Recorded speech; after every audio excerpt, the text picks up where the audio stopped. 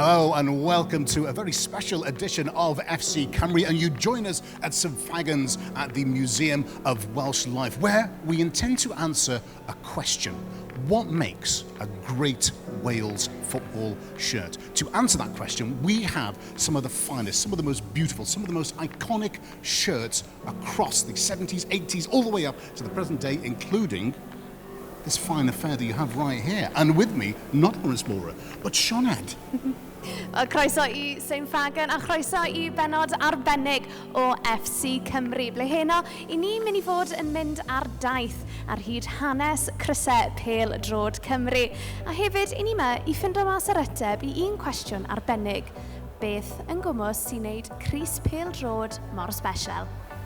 Welcome to the art of the Wales shirt. Croeso I gelf crys Cymru.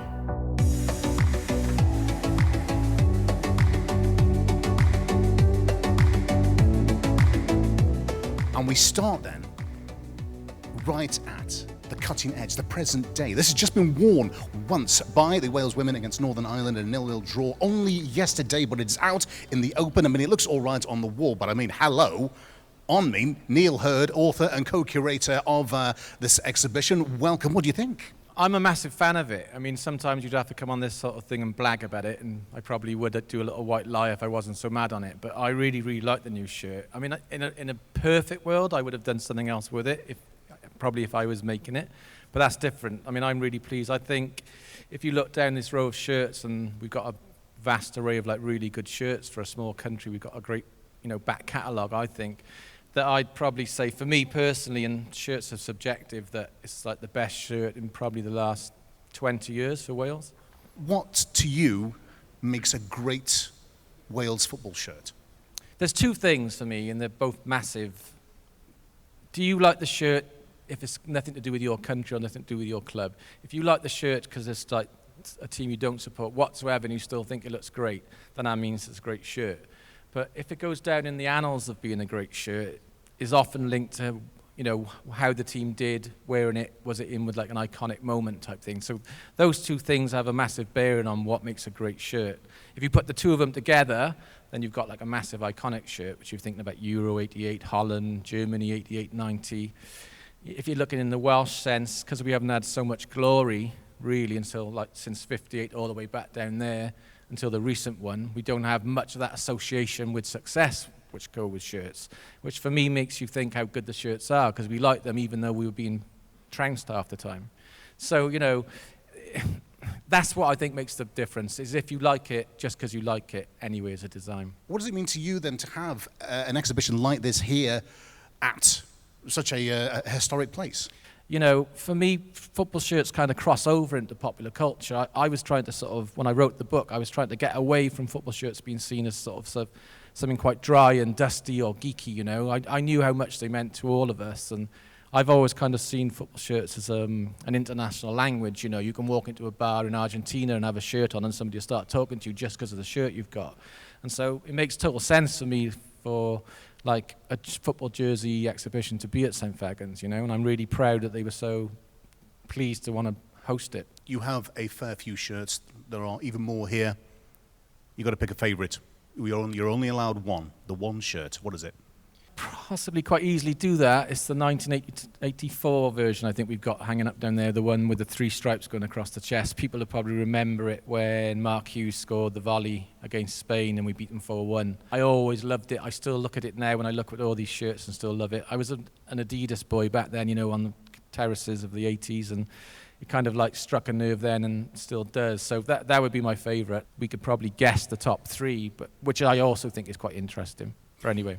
Well, yes, we're going to get to that shirt. We're going to look at that a little bit later on, and we're going to find out what the rest of the people here think and pick out their favourites as well. But this is we're beginning with the end of the journey, but let's go back to the beginning. Let's go way back, way, way back.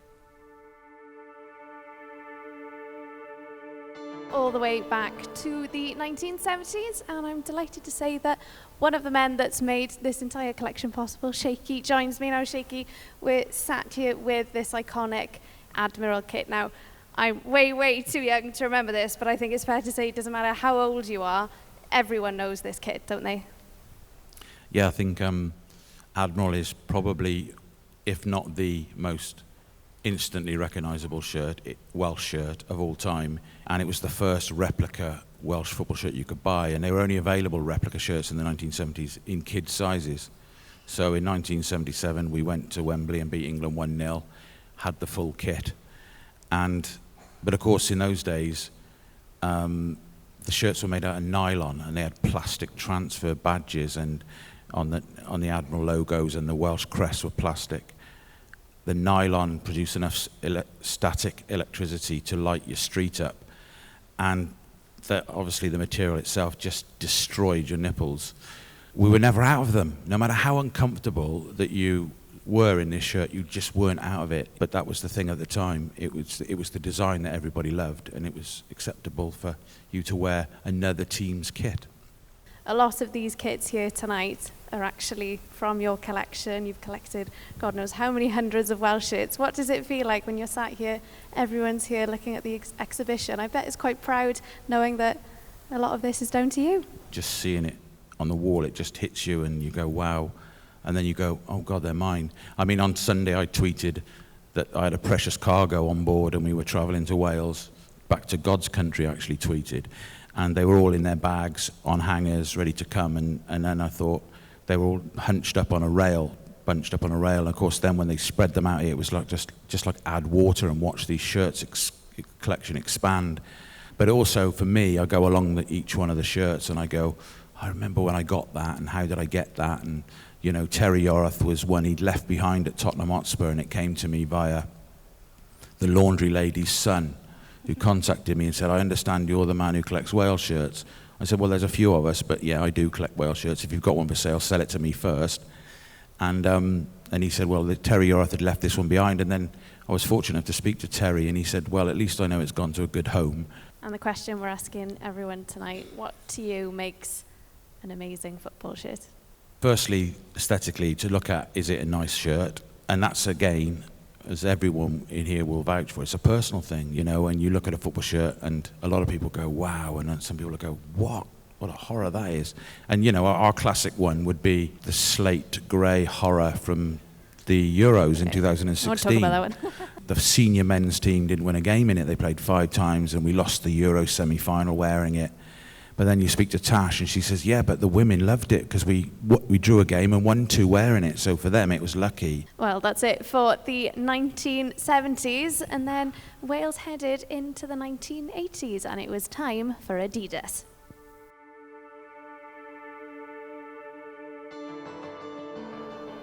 It's just so pretty. It's just such a pretty shirt. So this is the one that Neal was talking about. This is a just gorgeous Adidas shirt from the 80s, Mickey Thomas's shirt, and it is the Mark Hughes scissor kick at the racecourse ground as well. We come back through, this is the Neville Southall era. Now, a fun fact about this is that most Wales goalkeeper kits used to be yellow, but this one is green, which makes that unusual, and then the classic green and yellow, and here we are with an absolute icon for many, many reasons, including the 4-1 win over England at the racecourse. And I have 3 gentlemen here, well, 2.5 gentlemen here who know all about that. I've got Ian Gwyn Hughes, IG as he's known, David Giles, Ian Walsh as well. And guys, it's got to bring back memories, doesn't it? What does this feel like? Yeah, it's unbelievable listening to everything that you've been saying earlier. And from a player's perspective, you just go into the changing room and you see your shirt hanging up and you're actually going to put that on.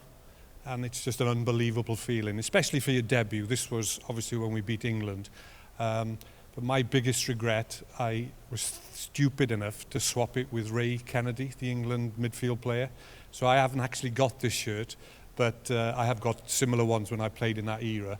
But playing for Wales, you don't necessarily think about the shirt and the design of everything. You just, as a player, you just want to put it on and represent your country. My debut was beating England 4-1. Couldn't have been a better start for me, obviously. And I've got my shirt. I've still got that shirt. You know, to go out and beat England 4-1. Walsh, he got a goal that day, and I've got the video in the house of it. You know, the old saying, he rose like a salmon. He was still going up when Larry Lloyd was going down. And Brian Clough said after that game that Larry Lloyd earned 2 caps in 1 game, his first and last. Downside, this is all slow. the Iceland shirt, the floodlight failure at the Vetch Field. Painful times, IG, painful times. Yeah, that was. I mean, I can remember the England game, watching Walsh and Giles. But yeah, that night against Iceland, I think it was one of those where, if I remember, Mike England decided we'd won 4-0. You scored twice in Iceland, didn't you? In Reykjavik, we'd won 4-0 away. So 2-2 at home, expected to win 1-0, and the lights went out at the Vetch. And I think when Wales came back, never really got hold of the game again. The referee came into the changing room afterwards, during that time, he said, guys, look, we can call the game off and we can all come back tomorrow. But we said, we're 1-0 up, let's just see if we can fix the lights. So obviously Swansea City hadn't paid their electricity bills. So there we are, 80s, fantastic era. There were lows, there were amazing highs as well. But time to move on, time to head into the 90s.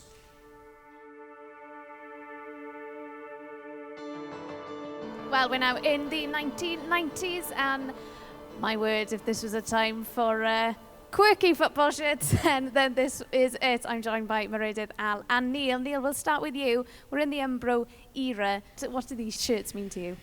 You know what, I'm going to be honest here, and I didn't like them at the time, so I was kind of like an 80s kid, and when these mostly came out, that I wasn't mad on them. So it's only in the passing of time that I've kind of like come back to really appreciate them. The thing I'd say about them is, like, I work in kind of like with fashion and brands like that with football shirts, and these shirts we've got here are like these shirts that everybody refers back to as like the iconic shirts more than anything else, you know. You see these shirts and you straight away think of a certain time, don't you? Yeah, you definitely get transported back to the 90s. Meredith, we're joined by two fans, by the way, Al and Meredith. What memories do you have of these shirts? And just remember the strikers we had in those days, you know, Saunders, Hughes, you know, Rush, and just remember the goals they scored in those shirts, really, you know. Obviously we didn't qualify in any tournament then, but there were some great wins. But we looked good. We looked good, and we had some, you know, really good wins. And Al, what are your memories of these kits? Going back to what Neal said, really, I mean, these two were the only two replica kits that I ever had. And I was aged 20 and 21 at the time when they came out. It reminds me of Spanish holidays, going away with the boys, and these were the kits that everyone was buying at the time, which is, it's a strange thing. Yeah. It was also that Brit-pop sort of thing that we all thought that we could go away and you'd see English people in English kits. And for the first time, it felt like we could go away and we had some kind of identity wearing a Welsh top. The Christmas tree one in particular, I think I was really, well, it was really popular. It was the one you used to see all the time. And what about this lovely stripy one? What do we all think of this one, guys? We were talking about this one earlier. It's the first one I can remember where, if you look at the Welsh shield, I'm doing Neal's job here, sorry, where the Wales shield is, they've put another shield around it, so it looks like a blazer badge has been put on. Yeah. And that was the first time I can remember that happening with the Wales kit. I mean, I talked with the guys at Umbro at the time, and they said, and it's kind of like it was the year of Acid House, and kind of it was quite art school at Umbro in itself. They let you have a free rein with design because they was kind of such a free approach. They could do whatever they wanted. They went and got an old school ashtray. You know, remember the big ashtrays? Those of us old enough to remember that, big glass ashtrays, and they shined a big light through it, put it onto paper. And that's what you got in that shirt there. And if you see it, you can kind of see like that kind of, if you know those old ashtrays, you know what I'm on about. You can see what happened. It was the Acid House era, and in football shirt collecting terms, they call them the Acid House shirts. And you can see it. You definitely can. Well, that's it for the 1990s. And now we're going to join Alex. We're going to head to an era that I actually remember because I was born by now. We're going to go to the noughties. And we come to possibly the most elegant part of Welsh football shirt history. This is the Kappa era, and I'm joined by one current, one former international who made their debuts in this era. Natasha Harding, Rob Earnshaw, welcome to FC Cymru. Rob, then you were just before this one then, but in a similar sort of shirt, your debut? Yeah, Germany at home, yeah, it's the shirt before this one. Very close to it, but a beautiful shirt because of the memory. But I remember this because this is the game that we lost to Russia in the playoffs, and we were this close.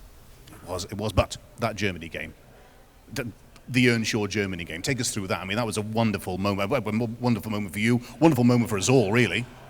Listen, it's hard to describe because when you have a dream and you can, I mean, looking at these shirts, I remember this Mark Hughes shirt with the print, with the dragon print there, was probably the first game I ever went to, Holland, Wales, Holland, and watching that, and then all of a sudden, I'm in the middle of this, you know, putting on my Wales shirt and going out there and then scoring the winner against Germany. I mean, you can just imagine, there's no point in saying words because they're not enough, you know?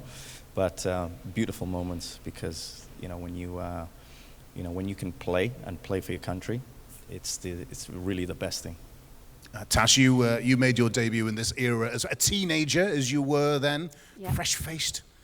Yeah. What was that like then? Yeah, probably similar to Rob, really. It's a moment that you never forget. Unfortunately, I didn't score a winner against Germany. We lost 4-0, but... I'm sorry to hear that. Yeah, so sorry for that that was my full debut. memory. No, it's fine. It's, you know, it was in front of 25,000 people. It was incredible to be a part of it. But my first game that I remember, I was 17 years old, coming on against Switzerland. We were 2-0 down, and they just said, just do whatever you want. So I didn't defend. I just attacked, lost the ball, and just walked back. So I kind of had a bit of a roasting, but I'll never forget. So, yeah, and it was in the Kappa era. So we haven't actually got my debut shirt on, but I've already had words. Good. I'm glad you've had words. That's very important. There's another one in here as well that we must really talk about. The John Charles shirt, if you like, this black shirt with the white stripe and the red. It was done as a tribute to the great man. Rob, you wore this shirt as well. I mean, it's an absolutely epic thing. Yeah, it's really a beautiful one. The only real, pure black shirt that's I can remember. What do you look for then in a good football shirt? Then when you're looking at it, you go, yeah, I like that. That's cut nice. It's a good colour. What are you after? For me, it's all about memories. So I remember going to this game, which is the one we beat Italy in. It's an unbelievable shirt for me, but it's because of the memory rather than the aesthetics. Although it does look nice. Are you looking forward to wearing this? I am, You yes. haven't had the chance yet, have you? I wore it briefly at the photo shoot on Friday. Ah, of course you did. Yes, you did. Took it home. No, but yeah, I really like it. I think it's clean, it's new, it's fresh, and it's very elegant. It is. Even worn by me. It's just the way that my bicep just accentuates. Yeah, it is. Yeah. Right. Well, I think we're all pretty uncomfortable now. Let us move on. Let us move on to a glorious era, a wonderful time for everybody where if you were there, you probably can't remember that much of it, but my word, we're going to milk it until the next qualifying campaign. Let's move on to the Euros.